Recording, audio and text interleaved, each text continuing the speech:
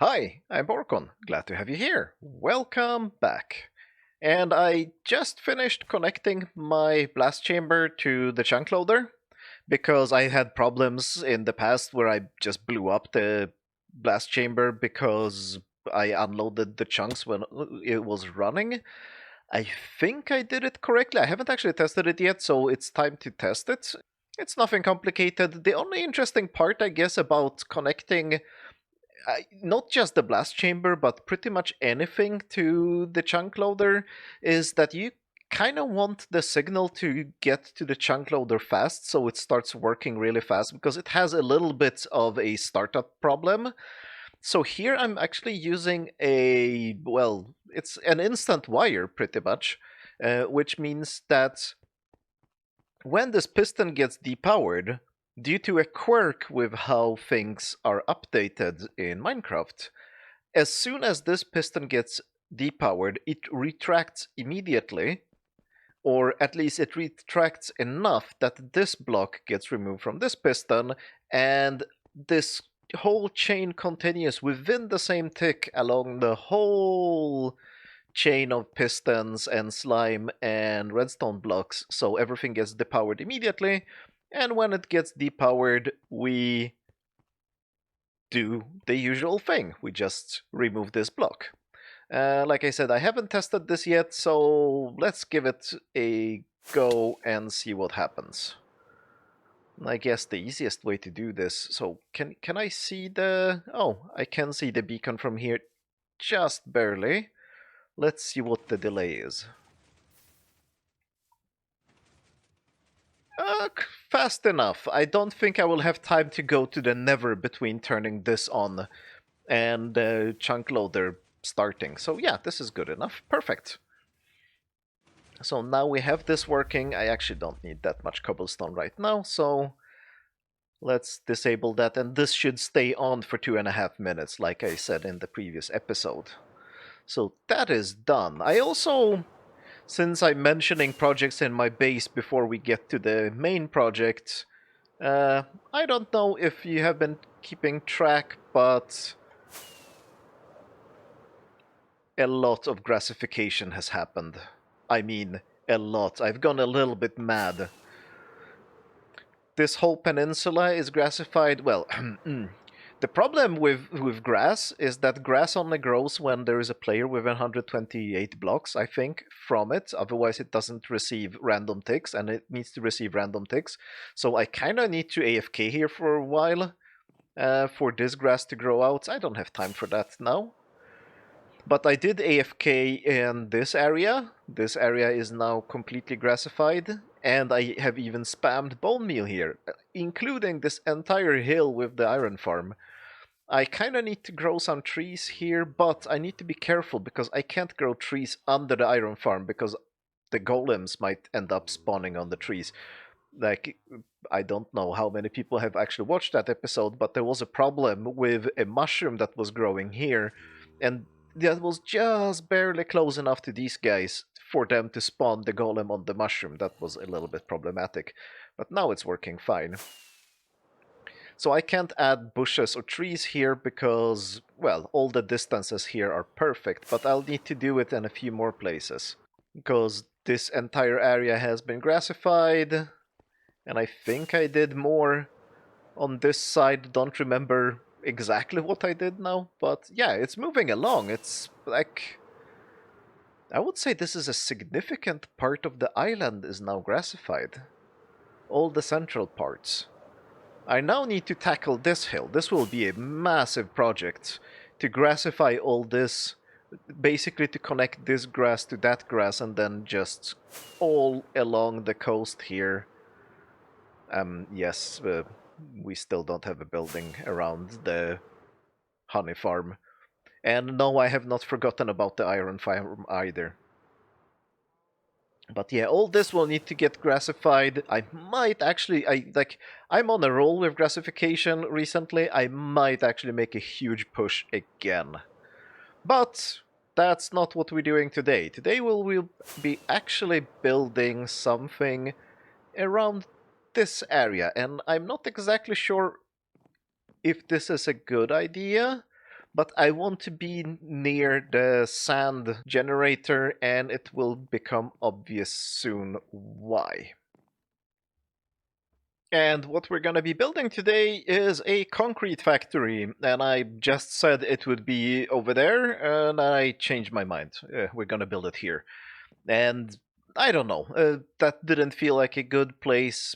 It would be too crowded over there. I'm trying to spread out the buildings a little bit without spreading them out too much, because if I spread them out too much, I will have to grassify more and build longer pubs. And yeah, maybe, I don't know.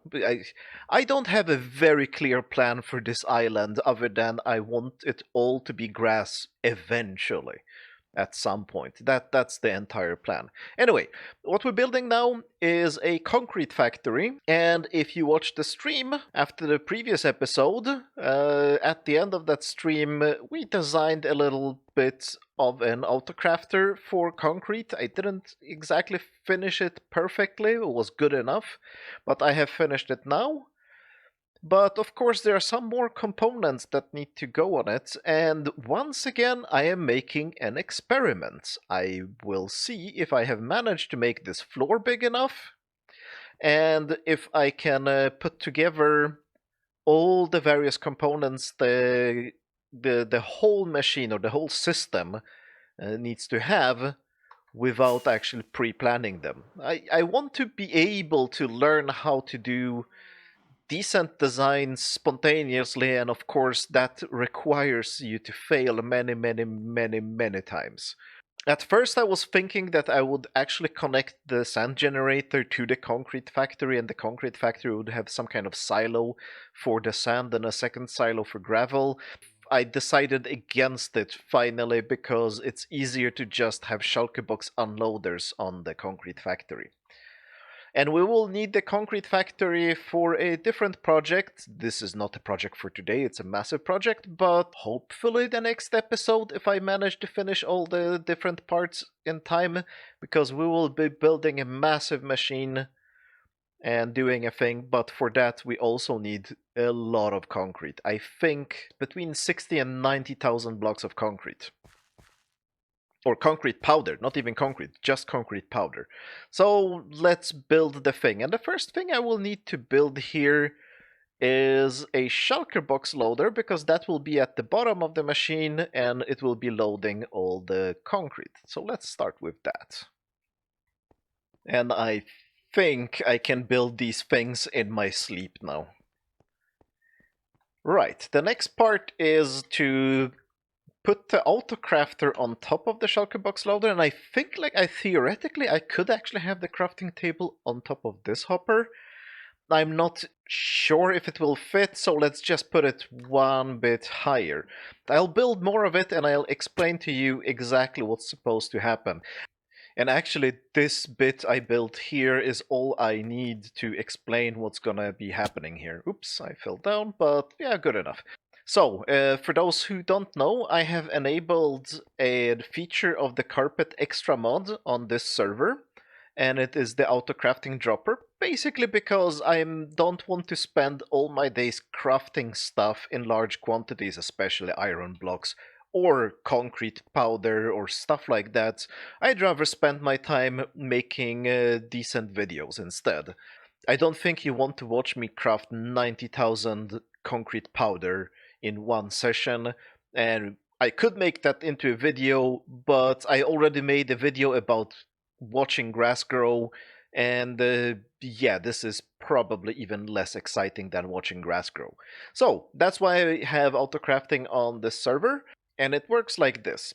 You have a crafting table, nothing changes about the crafting table, it doesn't have an inventory.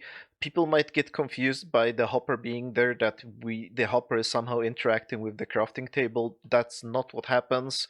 The only thing that happens is when we do auto crafting, the items appear in the middle of the crafting table block, and then the hopper can suck them up. The magic happens within this dropper. This dropper is looking into the crafting table, and if it contains a recipe that works, so for example, I can do something like this. Of course, I don't have a power source. Let's find us a power source. And, right, I power this. And where did my...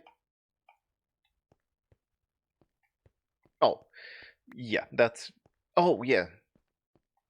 I had the button to close to the hopper, so it disabled the hopper, so my block of redstone fell out. That was a mistake, but I hope you understood what's going on. We can try that again. Why not? This time I will have the button on this side so it doesn't power the hopper. Let's try again. I do this. Now we have 9 redstone dust here, right? So it is just any valid crafting recipe that shows up in the dropper. When it gets pushed into the crafting table, this automatically crafts things. Now this will work for concrete powder, and concrete powder is very pleasant to work with because even though if we look at this, I can do concrete powder and the recipe is shown as dye, 4 sands, and then 4 gravel. In fact, the sands and gravel and dye can be in any order, which makes it relatively easy to autocraft. So what we're gonna have here, these 2 droppers here are gonna contain gravel and sand. I will power them 4 times. Then I will power this dropper that will push the dye, because this dropper will contain the dye. It will push the dye into this dropper, and then I will power this dropper, and that will craft the concrete powder. The machine is already designed, I'm just explaining to you the principle of it. And there are some timing issues and things, so you don't want to craft things too fast because you want this hopper to be able to pull the items out and load the shulker box. It's not a super fast machine, it's definitely possible to make this 5 times faster than mine. Maybe not 5, but 3 times faster at least. But it doesn't matter, I'm not in a hurry. I don't even know which colors of concrete I'm gonna use, so it's fine. It doesn't need to be super fast. So that's basically the way this works. The details, of course, more complicated, and at some point in the future I will make a guide video that explains all of my autocrafters that I've been using this far. I want to make a little bit of a collection. I don't want to make one video for each type of autocrafter because they are relatively similar and relatively simple. I'll just make a collection video and release all of them at the same time with a world download, where if you're playing around with this mod setting, which I definitely recommend people to do, especially if you are a little bit technically minded. It's real fun. Don't believe that I am actually saving time on this. The design for this autocrafter probably took more time than I will ever spend crafting concrete powder. It's just more interesting. That's all there is to it. And yes, I know that it might not be so for most players, so most players will just find someone else who designed a machine like this. They will then use this machine and it will just save time for them, and maybe that's not what Mojang wants for Minecraft. Maybe that will make the game too easy or too automatic. You don't want the game to play itself. For me, this is perfect because this is the opposite of the game playing itself, and it removes grind as well. The same thing with the sand maker. I'm pretty sure the design and the building of the sand maker cost me more time than I would ever spend mining sand. If I had spent the same amount of time mining sand as I spent building this, I would already have like 100 shulker boxes of sand. And the same thing goes for these, but I really, really like them and they're interesting. And here is the finished autocrafter. So the droppers are here, but they are hiding a little bit under these blocks. But okay, the way this machine works is that we have a clock here. I actually slowed it down quite a bit. If you've seen my stream when I was designing this, I slowed down this clock a little bit more because this makes the machine produce concrete in a speed that allows this hopper to keep up. That's my most important criteria right now. So the way this works is that when this clock is enabled, it powers this block, which powers this dropper, and this dropper here. Let's put some gravel into this one. Let's put some sand into this one. As you can see, nothing is happening because we still don't have any dye. And the reason nothing is happening is we have these three comparators here, and if any of these comparators is 0, then one of these three torches is on, and when the torches are on, that disables the clock. So if I add die here, that enables the clock, and that makes the droppers shoot the gravel and the sand into this dropper. And the moment that the fill level of that dropper, which is measured by this comparator, as soon as it reaches the same level as this dropper, because we do compare the fill levels of these two droppers, the one behind there, this comparator gives us a signal which goes here. It powers this dropper which contains dye, but also through quasi-connectivity, this node block updates the crafting dropper which does the crafting. That's how this machine works. And it's perfectly reliable. We have now run out of gravel and sand, but we still haven't run out of dye, but the machine has stopped in exactly the right state to continue crafting. And yes, I have tested that extensively. I can run out of dyes, I can run out of one of sand or gravel, and it will not fill the dropper with the wrong amount of anything. That is quite important, because I like these autocrafters to not require any input from me, or to switch any switch, or to remove any items from the crafting dropper in case we ran out of one thing but not the other. I want the autocrafter to be completely just autonomous. You give it materials and it does the right thing. I should probably have some measurement here that also stops the clock if this becomes full.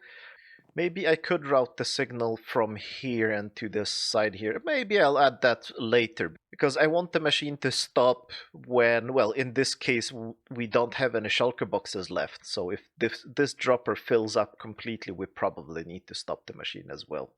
I might add that eventually, but now I need to figure out how to fill these droppers now somehow. I have space for hopper here, a hopper here, a hopper here. So yeah, it should be possible. I just need to figure out how I want to do it.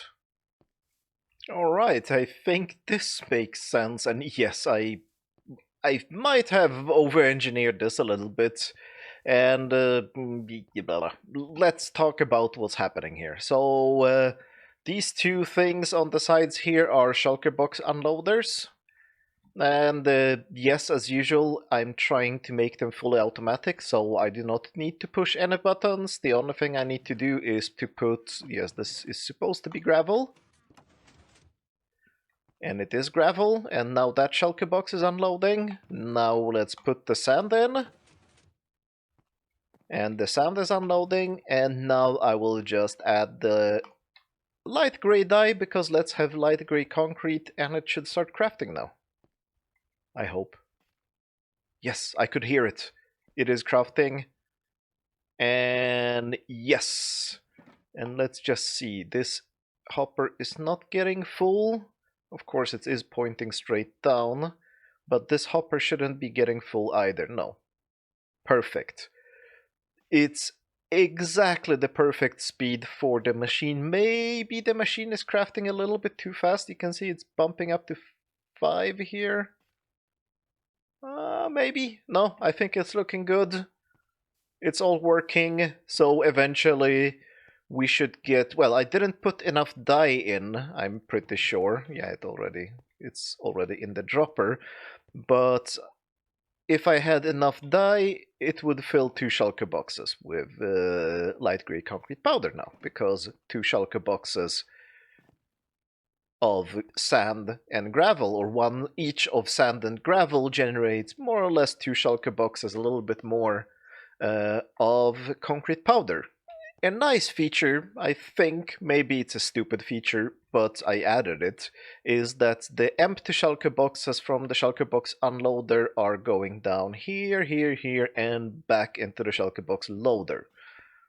Probably a terrible idea for various reasons, but I'm going with it for now. We don't need this scaffolding anymore because I'm not doing any building. Well, I am doing building, but now I'm doing a building around this thing, and I must say, 2 blocks here of margin, 3 blocks here of margin, 2 blocks. Wow, okay, this was almost as if I was planning it, and 2 blocks of margin here. I think for the first time I allocated the right amount of floor space for a machine. Now I just need to figure out what building to build here. I think yeah, these mushrooms definitely have to go. And yes, we are on the island, so everything will be the same style. More or less that, or maybe this. But it's the same thing anyway. Let's make a building.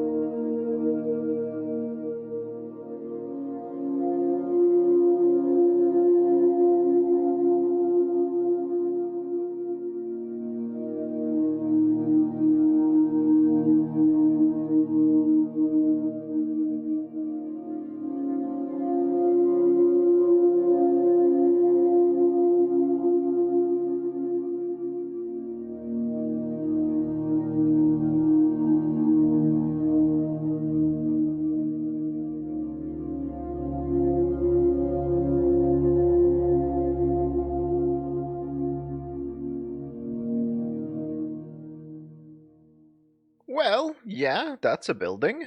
And I did not forget to grassify before building the building this time. And I also didn't forget the floor, so that's fine. But I already see that there is a bug. And it's lucky that it's night, because these buildings look much more, I don't know, substantial, interesting, better with some lights on the inside lighting up the roof. So let's fix that immediately, because that's definitely something that's missing right now. And always use shroom lights for this. This is a good idea. Oh, and I also forgot another thing, which I keep always forgetting, and it's... Am I out of doors again? I thought I had lots of doors. Yes, I always forget doors.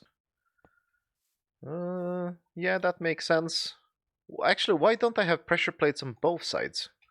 That's more convenient. I think I need to start making my doors wider, because I always keep just walking into the blocks on the side and then the door closes in my face. I don't understand doors. I need something better as doors. Maybe that's the next redstone evolution in my learning of redstone, and that's to become a door person, because I have figured it out that there are some people who are just making doors all the time. That's the only thing they do. I don't understand why people would have so much stuff that they would need to look up, that they would just be designing doors all the time, but I guess if you like it... Oh, perfect. Unfortunately, it's day now, so I can't see the effect of it. That's maybe overdoing it a little bit, but I think that's gonna look good. And I don't even... Yeah, of course I need a path. I was about to say that I don't even need a path here, but of course everything needs a path, but that should be easy to solve. Yeah, now it has a path. It's properly grassified around it. I added some trees, of course. I even didn't forget to add the bushes. And the light actually makes it look really good. It's one of the better ones of these buildings that I've done. It just the form and the size is pretty much perfect. Not as perfect as the old melon and pumpkin farm, but close enough. This is the second.